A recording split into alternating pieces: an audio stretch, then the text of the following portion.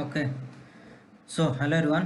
तो यार आज की जो वीडियो है इसे हम देखेंगे कि हमारा महत्तम समापवर्तक और लघुत्तम समापवर्तक क्या होता है। ठीक है, तो इस चीज़ को हम देखेंगे और इस पे जो है अच्छे अच्छे सवाल बनते हैं।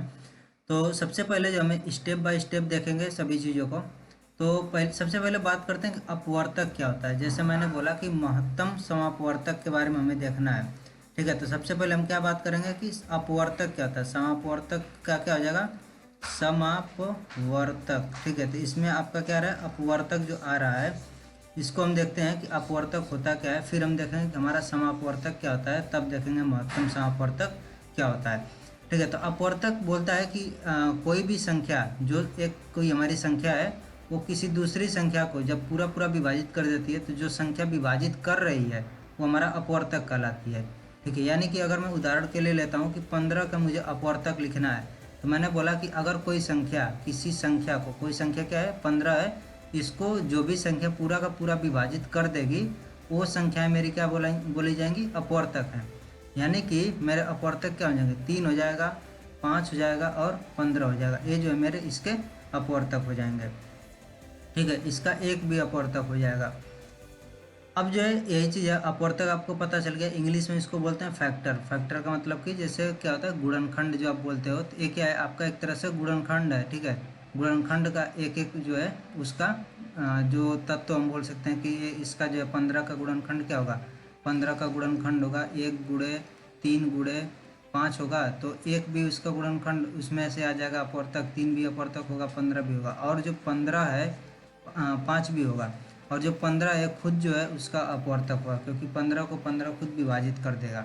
ठीक है, तो अब बात करते हैं समापवर्तक क्या होता है। तो समापवर्तक का मतलब होता है कि अगर हमारे पास दो तीन संख्याएं दी हों, जैसे कि क्या है कि 15 दिया है, 5 दिया है, ठीक है, 30 दिया है, तो ऐसे जब 3 संख्या होंगी या 4 संख्या होंगी, 5 संख्या होंगी, तब उसमें जो निकाला जाएगा उसमें ऐसी एक संख्या होगी जो कि सभी को विभाजित कर देगी। ठीक है, तो जो संख्या सभी को विभाजित कर दे वो हमारी कहलाती है समापवर्तक। ठीक है, हमने यहाँ पर क्या लिखा है, कॉमन फैक्टर। कॉमन फैक्टर का मतलब होता है कि उभयनिष्ठ अपवर्तक, ऐसा अपवर्तक जो इसको भी विभाजित कर दे, इसको भी कर दे, इसको भी कर दे, इसको भी और इसको भी। तो ऐसा हमारा अपवर्तक अभी इसमें देखेंगे तो हमारा क्या आ जाएगा, जो इसका हम लिखेंगे समापवर्तक। समापवर्तक तो वो मेरा क्या हो जाएगा, एक एक हो जाएगा, और दूसरा क्या होगा, 5 होगा। ठीक है, ये हो जाएंगे हमारे समापवर्तक। तो ये चीज़ आपको समझ में आ गई कि अपवर्तक का मतलब है कि जो संख्या जो है, जो हमारी दी हुई संख्या है उसको विभाजित कर दे पूरा का पूरा, वो हमारे अपवर्तक कहलाएंगे। समापवर्तक का मतलब हो जाएगा, ये देखो जो अपवर्तक है वो सिर्फ एक संख्या के लिए होता है। अगर मैंने बोल दिया कि 30 का अपवर्तक क्या होगा, तो 1 3 5 और फिर जो है 6 भी हो जाएगा, और इसके बाद से क्या हो जाएगा, 15 हो जाएगा, 30 हो जाएगा। ठीक है, तो ये जो है एक संख्या के लिए जब लिखेंगे तो हम इसको क्या बोलेंगे, ये मेरा 30 का अपवर्तक है। लेकिन जब मुझे बोलना होगा कि ऐसे जो है 3-4 संख्या है, तो वहाँ पर मैं बोलूँगा कि समापवर्तक। ये चीज़ समझ में आ गई। अब हमारा आता है महत्तम समापवर्तक। महत्तम का मतलब होता है बड़ी संख्या। ठीक है, बड़ी, सबसे बड़ी। महत्तम का मतलब होता है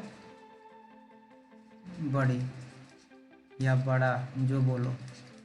तो सबसे बड़ा जो समापवर्तक मेरा आया है, अब जैसे इसी को उदाहरण को मैं लेता हूँ, तो इस उदाहरण में मेरे समापवर्तक आप देख रहे हो क्या क्या है, 1 और 5 है। मैंने बोला कि महत्तम समापवर्तक बताओ, यानी कि जो समापवर्तक मुझे मिला इसमें सबसे बड़ा कौन सा है समापवर्तक, वो मुझे बताओ। इसमें सबसे बड़ा क्या है, 5 है, तो मैं लिख दूंगा 5। मेरा जो सबसे बड़ा समापवर्तक होगा वो होगा 5। यही आपका होता है महत्तम समापवर्तक। तो मैं आशा करता हूँ कि ये चीज़ें आपको सब कुछ स्टेप बाय स्टेप आपको समझ में आ गई होंगी। और यार ये चीज़ें जो है आप 5वीं कक्षा 6ठी कक्षा में ही सब कुछ पढ़ करके आते हो, तो हमें जो इतना ज़्यादा इस पर डिस्कशन करने की ज़रूरत नहीं होनी चाहिए। ठीक है, बाकी मैंने आपको सभी चीज़ें बता दी हैं, सबका क्या क्या मतलब होता है, और इस पर उदाहरण भी मैंने दे दिया है। अब चलते हैं अपने अपवर्त्य पर। ठीक है, अपवर्त्य क्या होता है, और यहाँ पर आप पढ़ भी सकते हैं, जैसे महत्तम समापवर्तक के बारे में क्या क्या मैंने लिखा है। वो बड़ी से बड़ी संख्या जो 2 या 2 से अधिक दिए गए संख्याओं में से प्रत्येक को पूरा पूरा विभाजित करता है। ठीक है, अब यहाँ पर जैसे में मैंने लिखा है इसका, यहाँ पर 15 होगा। ठीक है, आप इसको जो है लिख लेना कि यहाँ पर क्या होगा 15 होगा। 3 और 15 का महत्तम जो है 3 होगा। और अगर 3 और 5 का मैं बोलूँगा तो क्या होगा 1 होगा महत्तम समापवर्तक। ठीक है, इसको जो है शॉर्ट में बोलते हैं मौसब बोलते हैं। ठीक है, आपने चीज़ देखा होगा मौसब बोलते हैं महत्तम समापवर्तक। अब इसका जो है 3 और 5 का महत्तम समापवर्तक 1 क्यों होगा, क्योंकि 3 में क्या होगा 3 के लिए 1 होगा और 5 के लिए भी 1 होगा। ठीक है, वैसे तो पूरा जो हमारा होगा 3 1 और 3 हो जाएगा और 1 और 5 होगा। तो इन दोनों में जो कौन सी संख्या है जो दोनों को विभाजित कर देगी, एक जो है दोनों को विभाजित करेगी और सिर्फ एक ही संख्या है, तो यही हमारा क्या हो जाएगी महत्तम समापवर्तक हो जाएगी। अब हम बात कर लेते हैं कि अपवर्त्य क्या होता है। ठीक है, यहाँ पर तो आपका 1 रहेगा यानी 15 रहेगा। अब अपवर्त्य का हमारा जो होता है इसको इंग्लिश में बोलते हैं मल्टीपल। ठीक है, मल्टीपल मतलब कि जो भी संख्या रहेगी उसका उसमें जो उसका पहाड़ा पढ़ते चले जाओ वो उसका अपवर्त्य मिलता चला जाएगा। ठीक है, तो इसका मतलब ये होता है अगर इसका जो हमारा परिभाषा जो है वो इस तरह से कुछ होती है कि वह संख्या जो दी हुई संख्या से पूर्णतः विभाजित हो जाती है। ठीक है, जैसे हमने ऊपर देखा था कि 15 का जब मैंने बोला था कि 15 का अपवर्तक क्या होगा, तो आपने बोला था कि 1 3 5 और 15। ठीक है, यानी कि ये इसका अपवर्तक हो गया। क्यों हो गया, क्योंकि 1 3 5 और 15 जो है 15 को विभाजित कर दे रहे हैं। अब मैंने क्या बोला कि 15 का जो अपवर्त्य होगा वो संख्या होगी जो कि 15 से विभाजित हो जाएगी। ठीक है, यानी कि 15 खुद हो जाएगी, फिर 30 हो जाएगी, फिर क्या हो जाएगी 15 × 45 हो जाएगी। इस तरह से जो होंगे ये सब इसके अपवर्त्य हो जाएंगे। आप देख रहे हो कि यहाँ पर जो आपने लिखा था कि 15 का मेरा अपवर्तक क्या होगा 1 3 5 और 15, तो इसी तरह से मैंने बोला कि अगर मुझे चाहिए कि 5 का अपवर्त्य क्या होगा, तो 5 का अपवर्त्य तो 15 हो जाएगा, एक अपवर्त्य होगा। ठीक है, 5 का वैसे अपवर्त्य क्या क्या हो जाएंगे 5 के हो जाएंगे 5 10 15 20 इस तरह से बढ़ते जाएंगे, क्योंकि ये सब जो है 5 से विभाजित हो जाएंगे। तो ये सब 5 के क्या हैं, ये है अपवर्त्य। ठीक है, तो ऐसे ही एक अपवर्त्य तो 5 का 15 होगा, जो कि यहाँ पर आप देख रहे हो वही एक 5 का एक अपवर्त्य क्या है अपवर्त्य 15 है। और 15 के ये सब क्या है, ये सब 15 के अपवर्तक हैं, सब के सब 15 के हैं अपवर्तक। ठीक है, अब समापवर्त्य क्या होता है, समापवर्त्य उसी तरह से होता है जैसे कि आपने अपवर्तक को देखा था। समापवर्त्य जब 2 या 2 से अधिक संख्याएं दी हो। ठीक है, और उन सभी संख्याओं से एक ऐसी संख्या होगी जो विभाजित हो जाएगी पूरी की पूरी। अब जैसे मैंने क्या बोल दिया 3 और 5 दो संख्या मैंने दे दी, तो इसका समापवर्त्य क्या होगा, तो मुझे एक ऐसी संख्या ढूंढनी पड़ेगी जो कि इन दोनों संख्याओं से विभाजित होगी। इन दोनों संख्याओं से कौन सी संख्या विभाजित होगी 15 होगी, लेकिन 15 के अलावा भी तो हो सकती है, तो क्या होगी 30 भी हो जाएगी। ठीक है, अब 15 का गुणा पढ़ते चले जाओ तो जो भी संख्याएं मिलेंगी वो सब 3 और 5 के समापवर्त्य हो जाएंगे। ठीक है, अगर सिर्फ 3 का समापवर्त्य पूछेगा तो 3 6 9 इस तरह से होगा। अगर आपको ये समापवर्त्य याद रखने में दिक्कत है, अब समापवर्त्य और समापवर्तक ये सब याद रखने में दिक्कत है तो कोई बात नहीं है। ठीक है, बस आपको क्या समझ लेना है कि हमारा मौसक क्या होता है। ठीक है, और हमारा लसक मतलब लघुत्तम समापवर्त्य क्या होता है। तो अभी देख लिया आपने। अब देखो लघुत्तम का मतलब होता है लघु, लघु का मतलब छोटा, तो लघुत्तम का मतलब भी वही होता है हमारा ऐसा कि जो छोटा हो या फिर छोटी संख्या हो। ठीक है, तो यानी कि अगर मैंने बोला कि 3 और 5 मेरी संख्याएं हैं तो इनका मुझे समापवर्त्य लिखना होगा, तो मेरा समापवर्त्य आ जाएगा। फिर मैंने बोला कि लघुत्तम समापवर्त्य यानी कि छोटा से छोटा समापवर्त्य क्या होगा, तो आप देख रहे हो सबसे छोटा कौन सी संख्या इसमें 15 है, तो हमारा क्या आ जाएगा लॉस जो आएगा इन दोनों संख्याओं का आ जाएगा 15। ठीक है, तो ये एकदम मतलब कि आपका ये चीज़ समझ में आ गया होगा कि हमारा किस तरह से होता है। अब देखो याद रखने के लिए बस यूँ समझो कि मैंने अगर 2 संख्याएं दिया, ठीक है, मैंने 2 संख्याएं दिया कौन कौन सी, इस तरह से कि 10 हो गया और 15 हो गया। इसका जो है मौसक क्या होगा महत्तम समापवर्त्य क्या होगा। ठीक है, तो आपको निकालने के लिए क्या करना है, आपको बहुत ज़्यादा ये चीज़ नहीं सोचना है कि हमारा क्या होगा। आपको निकालने के लिए मैं तरीका बता देता हूँ। जब आप सवाल लगाते जाओगे तो आपको बाद में फिर पता लग जाएगा कि यार मौसा यही होता है लौसा यही होता है। ठीक है, तो आप इसको जब मैं बोलूँगा कि यार इसका जो है महत्तम समापवर्त्य निकालो, तो आप क्या करोगे जो बड़ी संख्या होगी उसको इस तरह लिखोगे। ठीक है, उसमें भाग दोगे अपनी छोटी संख्या से, तो इसमें भाग देंगे तो कितनी बार जाएगा, एक बार जाएगा। ठीक है, बाकी मेरा क्या बचेगा, 5 बचेगा। तो अब 5 में क्या करना है, इस जिससे तुमने पीछे भाग दिया था उसमें अब भाग देना है, यानी अब 10 में भाग देना है। तो 2 बार गया और एक कट गया, मेरा 0 आ गया। जहाँ पर कट जाएगी जिस संख्या से, वही मेरा क्या होगी, वही मेरा मौसा हो जाएगी। ठीक है, यानी कि 10 और 15 का जो मेरा मौसा आएगा वो क्या आएगा, वो मेरा आ जाएगा 5 होगा। तो मैंने क्या बोला था कि मौसा जो होता है एक ऐसी संख्या होती है, ठीक है, यानी बड़ी से बड़ी वो संख्या होती है जो कि दोनों संख्याओं को विभाजित करेगी। ठीक है, अब देखो 10 को कौन कौन सी संख्या विभाजित कर सकती है, 1 करेगी, 2 करेगा, 5 और 10 करेगा। ठीक है, ऐसे 15 को कौन कौन सी संख्या विभाजित करेगी, 1, 3, 5 और 15 करेगा। ठीक है, तो अब ये जो जो संख्या कर रहे इन दोनों में से क्या होगा कि जो सबसे बड़ी संख्या होगी जो दोनों को विभाजित कर दे, वो कौन सी संख्या मिल रही है, तो दोनों को विभाजित करने वाली कौन कौन सी संख्या मिल रही है, 1 मिल रही है और 5 मिल रही है। ये 2 संख्या हमारी हैं जो कि दोनों को विभाजित करेंगे। तो मैंने अब क्या किया कि देखा कि इनमें सबसे बड़ी संख्या कौन सी है जो दोनों को विभाजित करेगी, तो मेरा मिल गया 5। तो वही मेरा उत्तर आ गया 5। और आपको निकालने का तरीका ये होता है, आप इस तरह से करके जल्दी से निकाल सकते हैं। ठीक है, अब मैंने इस पर एक और सवाल मैं ले लेता हूँ। मान लो कि मेरे पास एक संख्या है 215 है और दूसरी संख्या मेरी है यहाँ पर 20 मान लेते हैं। ठीक है, तो सबसे पहले हमें क्या करना पड़ेगा, इनका मौसा निकालने के लिए जो बड़ी संख्या उसमें हमें भाग देना पड़ेगा छोटी वाली से। 215 में मैंने भाग दिया किससे, 20 से। तो कितनी बार जाएगा ये मुझे देखना पड़ेगा। तो एक बार गया 20 और बचा 15। ठीक है, अब ये मत कर देना कि 15 और यहाँ पर 20 तुरंत भाग दे दिया, नहीं, अभी हमें पूरा का पूरा उसमें भाग देना पड़ेगा। हम क्या करेंगे, मेरा आ जाएगा 15 और 15 में फिर क्या होगा, भाग जाएगा कि नहीं जाएगा, नहीं जाएगा। तो हमें क्या करना पड़ेगा, हमें यहाँ पर 0 बढ़ाना पड़ेगा। ठीक है, हम देख रहे हैं क्या हो यहाँ पर जो है आपका ये हो जाएगा 15 यहाँ पर रहेगा। तो मैं जो थोड़ा सा सवाल में चेंज करता हूँ, ये भी एक अच्छा सवाल है। ठीक है, हम इसको भी करेंगे, लेकिन मैं सवाल को थोड़ा सा चेंज करता हूँ और यहाँ पर क्या कर देता हूँ 2, 1, 5, 5 और 20, ये दूसरी संख्या है। ठीक है, तो सबसे पहले हम इस वाले सवाल को हल करते हैं, फिर हम इसको हल करेंगे। ठीक है, तो जो मेरा दूसरा सवाल उसको मैं हल करता हूँ। तो यहाँ पर मैं क्या लिखूँगा, सबसे बड़ी संख्या में भाग दूंगा सबसे छोटी का, तो ये मेरा हो जाएगा 20। एक बार जाएगा, 20 हो गया, मिलेगा मुझे 1। ठीक है, अब क्या करना है कि यार ये 5 और आप डायरेक्ट इसको निकाल उतार करके आप तुरंत भाग नहीं आपको देना, आपको क्या करना पड़ेगा, आपने 5 लिखा। ठीक है, तो आप देख रहे हो कि इसमें भाग नहीं जाएगी, तो आपको क्या करना पड़ेगा, 0 बढ़ाना पड़ेगा और 5 और उतारना पड़ेगा। अब भाग चली जाएगी हमारी। हमने क्या किया यहाँ पर, अब देखा कितनी बार जाएगा, तो ये मेरा हो जाएगा 7 बार हो जाएगा। ठीक है, तो ये मेरा हो जाएगा 140 और ये मेरा मिलेगा 15। अब मैं यहाँ पर जो है 20 को यहाँ पर लिखूँगा और फिर अपना एक बार जाएगा 15 और फिर मेरा 5 बचेगा, 15 यहाँ पर आ जाएगा और फिर ये 15 बार 3 बार जाएगा तो 15 कट जाएगा। तो यानी कि जो मेरी संख्या है इन दोनों संख्याओं का जो मौसा मेरा आएगा वो क्या आ जाएगा, ये आ जाएगा 5 आ जाएगा। ठीक है, तो ये चीज़ मैंने इसीलिए आपको ये वाला सवाल लिया है कि देखो यहाँ पर क्या हो रहा है।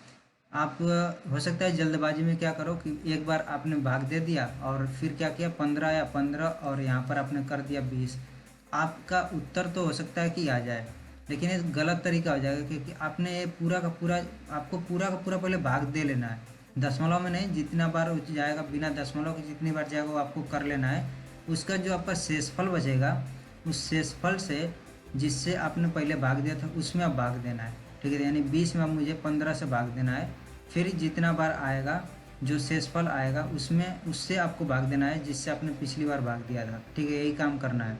तो यही चीज़ मैं आपको बताना चाहता था, इसलिए मैंने यहाँ पर जो है इस वाला सवाल थोड़ा सा चेंज करके यहाँ पर किया है। तो यहाँ पर देखो जब मैं 0 बढ़ाऊँगा तब क्या होगा कि 0 बढ़ाने का भी कोई मतलब नहीं है क्योंकि अब मुझे दशमलव तो ले नहीं जाना है। ठीक है, तो अब मैं क्या करूँगा, मेरा 5 आ जाएगा और मैं यहाँ पर क्या करूँगा 20 में फिर भाग दूंगा। ठीक है, एक बार जाएगा और 15 और 5 यहाँ पर फिर और 15 में यहाँ पर भाग जाएगी 3 बार और 15 हो जाएगा, तो यहाँ पर 0 कट जाएगा। यानी कि 215 और 20 का भी मौसा क्या आ जाएगा, हमारा 5 मिल जाएगा मुझे। ठीक है, तो ये चीज़ थी। अगर मान लेते हैं कि यहीं पर वही जैसे कि मैंने यहाँ पर एक और संख्या दिया होता तब यहाँ पर मुझे वो जो 0 बढ़ा करके और ये संख्या यहाँ पर उतार लेते, फिर यहाँ पर जितने बार x बार भाग गया तो यहाँ पर जो इतने बार लिख करके फिर जितना आता भाग करते। अगर यहाँ पर कुछ और रहता, जैसे मैंने ये वाला उदाहरण लिया था, ठीक है। तो आपको ये चीज़ समझ में आ गया कि हमारा मौसा होता क्या है, ठीक है। अब अपने चलते हैं आगे वाली चीज़ पर कि लसा हमारा क्या होता है, ठीक है। लघुत्तम समापवर्ती क्या होता है। तब लघुत्तम समापवर्ती को देखते हैं। तो मान लो कि जब भी कभी भी आपको कोई 2-3 संख्याएं दे दी, मान लो कि दे दिया 5 हो गया, 3 हो गया, फिर आपका 12 हो गया, ठीक है। तो बोल दिया कि इनका जो है लघुत्तम समापवर्ती क्या होगा, आपको ये निकालना है। आपको कुछ नहीं करना है, आपको बस ऐसे लिखना है 5, 3, 12 ऐसे लिख लो। और फिर क्या करो कि देखो कि क्या ये जो है दो से, सबसे पहले देखो 2 से कट रहा है कोई संख्या।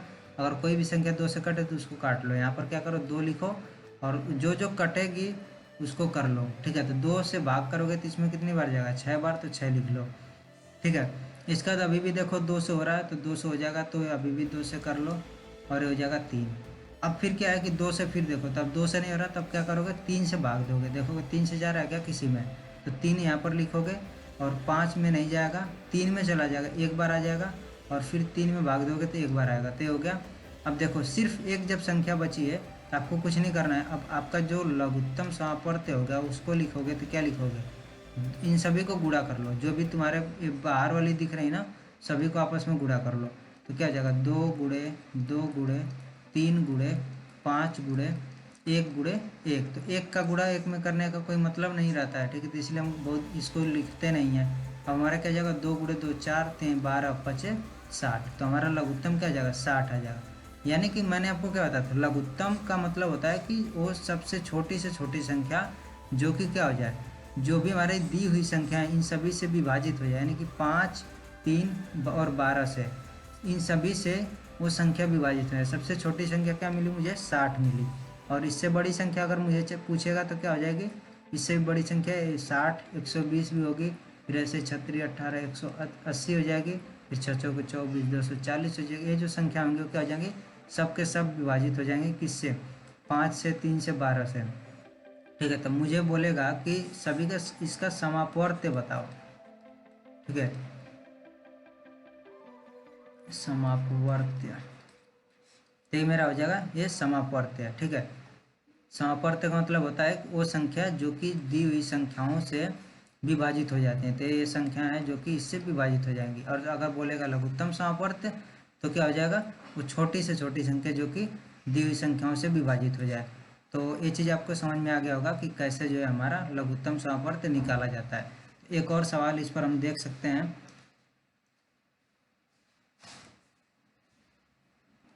अब जैसे दूसरा उदाहरण मैं ले लेता हूँ कि मेरे पास 3 संख्याएं हैं, 3 है, 8 है और 24 है। इसका पूछ लिया कि लघुत्तम समापवर्त्य क्या होगा। तो मुझे क्या करना पड़ेगा, सबसे पहले तो मुझे इसको इस तरह लिख लेना पड़ेगा, ठीक है। और मैं सबसे 2 से शुरू करूँगा, तो 2 से शुरू करूँगा, देखूंगा 2 से कट रहेगा, 2 से जो है 8 कटेगा, 24 कटेगा, तो मैं क्या कर लूँगा, भाग दूंगा। तो 2 चौको 8 और 2 12 बार जाएगा इसमें। फिर 2 से कट जाएगा अभी भी, तो 2 से फिर भाग दूंगा, तो 3, 2 और 6। फिर भाग दूंगा 2 से, देखूंगा अभी भी जा रहा है, तो 2 से फिर भाग दे दिया, तो 3, 1, 3। अब 2 से भाग दूंगा तो देखूंगा यार 2 से तो अब नहीं कट रहा है, ठीक है। अब 2 से जब नहीं कट रहा है तो मैं क्या करूँगा, अब बढ़ूंगा आगे, तो 3 से देखूंगा, 3 से कट जा रहा है, तो 3 से भाग दूंगा, तो 1, यहाँ पर भी 1, यहाँ पर भी 1 आ जाएगा। अब मैं क्या करूँगा, जब ये इतनी चीज़ें आ जाएंगी, एक एक यहाँ पर सबका आ गया, तो हम क्या करेंगे, अब सबका जो भी बाहर वाले इन सभी का गुणा कर लेंगे। तो 2 दूना 4, दूना 8, त्रिके 24। तो इसका जो लॉस आएगा वो मेरा क्या हो जाएगा, वो हो जाएगा 24, ठीक है। अब मान लो कि मैंने बोल दिया कि इसी का मौसम मुझे बताओ कि महत्तम समापवर्त्य क्या होगा। तो महत्तम समापवर्त्य अभी आपने देखा था कि 2 संख्याओं का ही हम सिर्फ निकालने के लिए बताए थे। तो जब मुझे देगा कि 3 संख्याओं का बताओ तो क्या करना पड़ेगा, 2 संख्या को ले लो, ठीक है। किसी भी 2 संख्या को ले लिया और उसका पहले मौसा निकालो। तो 3 और 8 का निकालने के लिए हम क्या करेंगे, 8 में भाग देंगे किससे, 3 से, ठीक है। तो 3 से भाग देंगे तो 3 दूना 6, यहाँ पर हो जाएगा 2 बचेगा। अब क्या करेंगे, 3 में भाग देंगे 2 से, तो क्या हो जाएगा, एक बार जाएगा 2 और मेरा बचेगा 1। अब 1 में भाग देंगे, 1 से भाग देंगे 2 में, तो 2 बार जाएगा और 1 कट जाएगा। तो मेरा 3 और 8 का मौसा क्या आएगा, मैंने देख लिया ये 3 और 8 का मौसा 1 आया।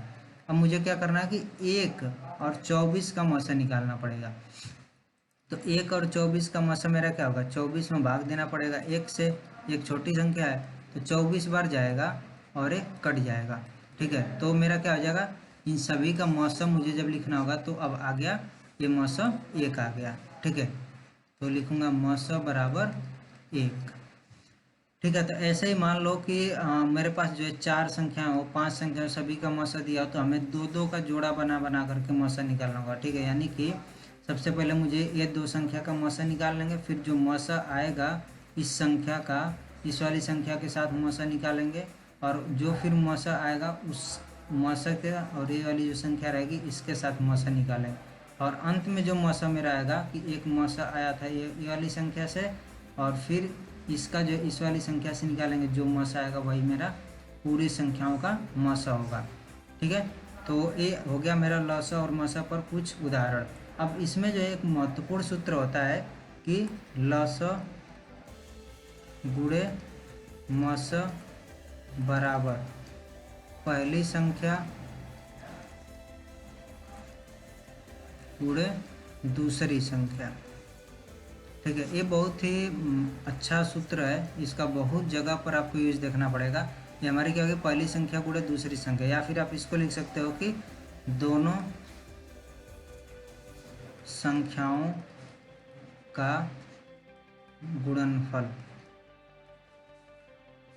ठीक है, दोनों संख्याओं का गुणनफल, एक होता है आपका गुणनफल और एक होता है गुणनखंड। गुणनखंड, तो गुणनखंड क्या होता है, गुणनफल। गुणनफल का मतलब होता है, अगर मैंने बोल दिया कि 3 और 5 का गुणनफल बताओ, तो आप क्या करोगे, 3 और 5 का आपस में गुणा कर दोगे, तो जो आएगा वो गुणनफल हो जाएगा, यानी 15 गुणनफल हो गया। और अगर मैंने बोला गुणनखंड, तो गुणनखंड के लिए मुझे एक संख्या लेनी होती है, जैसे मान लो 15 हो गई, 15 का गुणनखंड का मतलब कि ऐसी संख्या जो जो इसको विभाजित कर देंगे, तो 1 3 5 15, ये सब क्या हो जाएंगी, गुणनखंड इसके हो जाएंगी। ठीक है, गुणनखंड इस तरह से लिखा जाता है। ठीक है, लिखने का तरीका होता है 1 गुणे 3 गुणे 5 होगा, ये तो आपका जो है दूसरा चीज़ हो गया। तो ये आपका गुणनखंड हो जाएगा कि मतलब ऐसे गुणा करने पर कौन कौन सी संख्याओं का गुणा करने पर ये वाली संख्या मुझे मिलती है, तो गुणनखंड होगा। ये होता है गुणनफल, आपका होता है कि 3 और 5 का गुणनफल मुझे पूछा, यानी गुणनफल क्या होगा, हमेशा दो या दो से अधिक संख्याओं का होगा, और गुणनखंड क्या होगा, एक संख्या का मुझे निकालना होता है। ठीक है, तो और आपको जो है ये वाला सूत्र याद रखना है। अब इस पर हम देखते हैं कुछ सवाल। ठीक है, यहाँ पर हमारा गुणनखंड नहीं होता है, क्या होता है, गुणनफल होता है। और इस पर सवाल देखते हैं कि सवाल कैसे बनते हैं। तो यहाँ पर है जो सूत्र है वो मैंने आपको लिख रखा है, आप वहाँ से देख सकते हो, ये सारी चीज़ें आप पढ़ सकते हो, PDF में आपको दे दूँगा। ठीक है, अब यहाँ पर जो है ये चीज़ है कि दो संख्याओं का मौसा 16 तथा लसा 160 है। अब यहाँ पर फोटो थोड़ा सा जो ब्लर आ गया है, उतना अच्छा फोटो नहीं आया है। तो ये आपका क्या है, 16 है, और ये लिखा है कि लसा जो है कितना है, 160 है।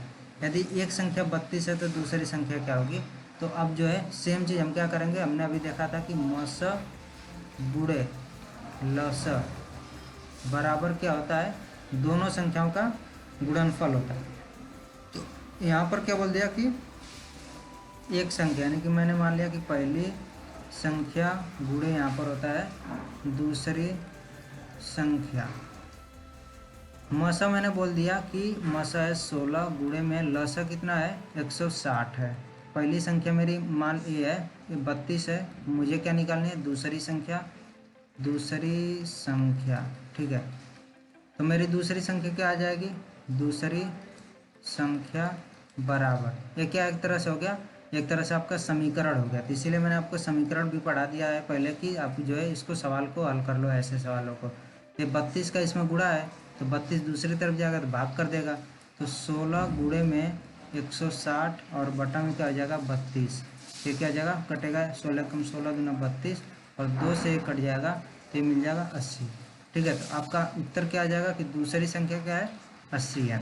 ठीक है, एकदम पूरा का पूरा सूत्र पर है।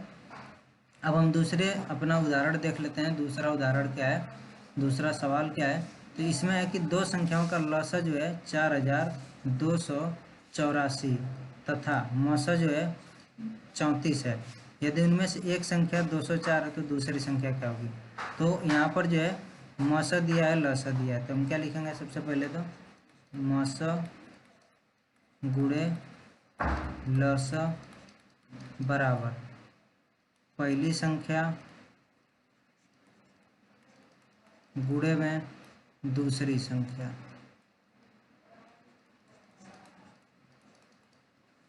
मौसा कितना है 34 है, गुणे में लसा कितना है 4284 है, और बराबर पहली संख्या क्या है 204 है, गुणे में दूसरी संख्या मान लेता हूँ मैं क्या है x है, बार बार ये लिखने की जरूरत ना पड़े, x हो गया।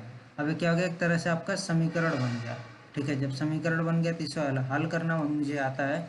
मैं लिखूँगा x बराबर 34 गुणे में 4284 और बटा में 204। ठीक है, बस आपका ये हल करना है। आप जो ये सब भाग देंगे तब का कितना उत्तर आ जाएगा 714 आ जाएगा। यहाँ पर एकदम सिंपल सा बस ये है कि गुणा भाग करना है।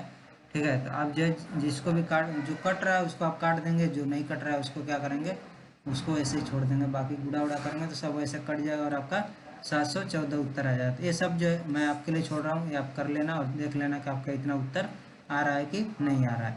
ठीक है, तो अभी हम कुछ देखते हैं और कुछ है आगे अभी देखने के लिए या नहीं है। ये तो हमारा हो गया कि लसा और मसा पर। वैसे तो हम बहुत अच्छे अच्छे सवाल देखेंगे, एक मैं आपको पीडीएफ दूंगा और जिसमें सिर्फ आपके सवाल रहेंगे। ठीक है, उसमें बहुत ही अच्छे सवाल रहेंगे जो कि लसा मसा और भी बाकी चीज़ों पर होंगे, और उस सभी को हम जो है डिस्कस करेंगे। अब हमारे जो अगला हमारा जो लेक्चर रहेगा, जो अगला क्लास रहेगा, उसमें हम जो है वर्गमूल घनमूल ये क्या होते हैं और कैसे जो है हम किसी भी संख्या का वर्ग निकाल सकते हैं। ठीक है, किसी भी दो अंक की संख्या का वर्ग निकाल सकते हैं, उसके लिए ट्रिक देखेंगे, और उसका वर्गमूल भी निकालने के लिए हम ट्रिक देख लेंगे। ठीक है, फिर ऐसे ही किसी का जो है फिर आप देखोगे कि घन वगैरह क्या होता है, फिर आप किसी भी संख्या का घनमूल निकालने के लिए ट्रिक देखेंगे। ये बहुत इम्पोर्टेंट है क्योंकि मैंने अभी तक जो है इन्हीं चीज़ों को यूज किया और मुझे कभी भी दिक्कत नहीं आती है। ठीक है, मैं जितने भी सवाल कभी भी करता हूँ तो ये सब जो ट्रिक है मेरी यूज हो जाती है और मेरा जो काफ़ी टाइम बचता है। तो ऐसे जो है मैं ट्रिक बहुत ज़्यादा ये चीज़ नहीं बोलता हूँ कि ट्रिक यूज करो ट्रिक यूज करो, लेकिन कहीं कहीं पर कुछ चीज़ों के लिए हमें ट्रिक यूज करना पड़ता है। तो जो चीज़ें ज़रूरी हैं उनको ही सिर्फ मैं बताता हूँ, बाकी जो है बाकी चीज़ें मैं बोलता हूँ कि यार समझो। ठीक है, तो बाकी चीज़ें समझनी है, लेकिन जहाँ पर ट्रिक एकदम ज़रूरी है वहाँ पर हमें ट्रिक यूज करना पड़ेगा। उसका सब कुछ जो है सूत्र वगैरह है इनको देखेंगे, फिर इस पर सवाल देखेंगे। ठीक है, और मैंने लास्ट में क्या बोला कि पीडीएफ से अभ्यास प्रश्न मिलेगा, तो पीडीएफ जो मिलेगा उसको भी मैं आपको दे दूंगा। अगले जो हमारा लेक्चर होगा उसमें हम पीडीएफ को देंगे और उसमें बहुत अच्छे अच्छे सवाल होंगे। तो अब मैं बोलूँगा कि यार उस पूरे के पूरे पीडीएफ को हल करो और जो भी चीज़ें रहेंगी सब हम उसको डिस्कस करेंगे। ठीक है, तो यार फिर मिलते हैं नेक्स्ट वीडियो में। So till then take care, bye bye.